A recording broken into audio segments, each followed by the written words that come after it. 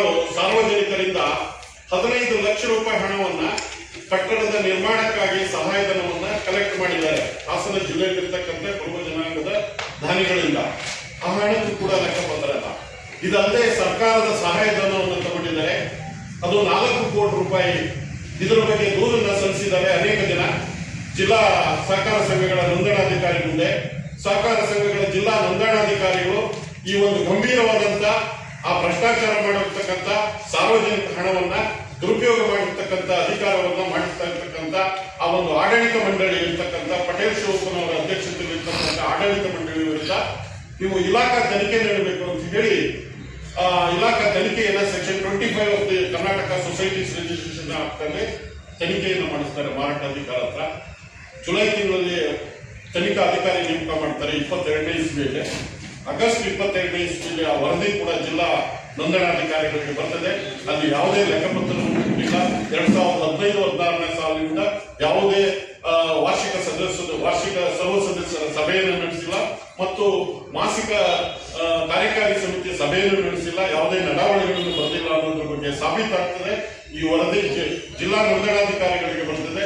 ಅಲ್ಲಿಂದ ಜಿಲ್ಲಾ ನೋಂದಣಾಧಿಕಾರಿಗಳು ರಾಜ್ಯ ಸಂಘ ಸಂಸ್ಥೆಗಳ ರಿಜಿಸ್ಟ್ರಾರ್ ಅವರಿಗೆ, ರಿಜಿಸ್ಟ್ರಾರ್ ಆಫ್ ಕೋಆಪರೇಟಿವ್ ಸೊಸೈಟೀಸ್ ಕೂಡ 9ನೇ ತಿಂಗಳಲ್ಲಿ ಬರ್ತದೆ. ಅದು ಸರ್ಕಾರದ ಕಾರ್ಯದರ್ಶಿಗಳಿಗೆ 10ನೇ ತಿಂಗಳು ಹೋಗ್ತದೆ. 10ನೇ ತಿಂಗಳು ಪುನಃ ಅದೇ ಹಾಸನ ಜಿಲ್ಲಾ ಕುರುಬರ ಸಂಘದ ಪದಾಧಿಕಾರಿಗಳನ್ನ ಕರೆದು ನೀವು ಇಷ್ಟೆಲ್ಲ ಆರೋಪಗಳಿದೆ, ಇದ್ರ ಬಗ್ಗೆ ನಿಮ್ಮ ಸಮಜಾಯಿಷಿಯನ್ನು ಅಂತ ಕೇಳಿ ಅವಕಾಶ ಮಾಡಿಕೊಟ್ಟಾಗಲೂ ಕೂಡ ಅವರು ಅದಕ್ಕೆ ಸಮರ್ಪಕವಾದ ಒಂದು ಸಮಜಾಯಿಷಿಯನ್ನು ನೀಡದೇ ಇರೋ ಕಾರಣಕ್ಕೆ ಪುನಃ 2ನೇ ಸಾರಿ ತನಿಖೆ ಮಾಡಿ ಅಂತೇಳಿ ದಿನಾಂಕ 15/11/2022ರಲ್ಲಿ ಸರ್ಕಾರದ ಕಾರ್ಯದರ್ಶಿ ಸಹಕಾರ ಇಲಾಖೆಯವರು ಈ ಹಾಸನ ಜಿಲ್ಲಾ ಕುರುಬರ ಸಂಘದಲ್ಲಿ ಸರ್ಕಾರದಿಂದ ಕೊಟ್ಟಿರ್ತಕ್ಕಂಥ ಸಾರ್ವಜನಿಕ ಹಣ 4 ಕೋಟಿ ರೂಪಾಯಿ ಸಹಾಯಧನ ಏನಿದೆ ಕಟ್ಟಡ ನಿರ್ಮಾಣಕ್ಕೆ, ಅದರ ಬಗ್ಗೆ ಪೂರ್ಣ ತನಿಖೆ ಮಾಡಿ ವರದಿಯನ್ನು ಅಂತ ಕಳಿಸುತ್ತೆ. ಹಾಗೆ ಅವರು ಕೂಡ 28/11ಕ್ಕೆ ಜಿಲ್ಲಾ ನೋಂದಣಾಧಿಕಾರಿಗಳು ತನಿಖಾಧಿಕಾರಿಯನ್ನು ಮಾಡ್ತಾರೆ, ನೇಮಕ ಮಾಡ್ತಾರೆ. ಇವೆರಡನ್ನೂ ಪ್ರಶ್ನೆ ಮಾಡಿ ಇದೇ ಪಟೇಲ್ ಶಿವಪ್ಪನವರು ರಾಜ್ಯ ಹೈಕೋರ್ಟ್ ನಲ್ಲಿ ಒಂದು ಕೇಸ್ ಹಾಕ್ತಾರೆ. ಹೈಕೋರ್ಟ್ ನಲ್ಲಿ ರಿಟ್ ಅರ್ಜಿಯನ್ನು ಸಲ್ಲಿಸ್ತಾರೆ 2582/9/22.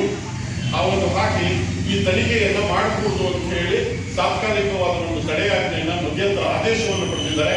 ಅದರಲ್ಲಿ ಆ ದೂರುದಾರರ ಪರವಾಗಿ ನಾನೇ ಕೂಡ ಹಾಜರಾಗ್ತಾ ಇದ್ದೀನಿ. ಅದೆಲ್ಲ ಸಮಜಾಯಿಷಿ ಯಾವುದೇ ರೀತಿಯ ಸಮರ್ಪಕವಾದಂತಹ ಸಮಜಾಯಿಷಿ ಇಲ್ಲ.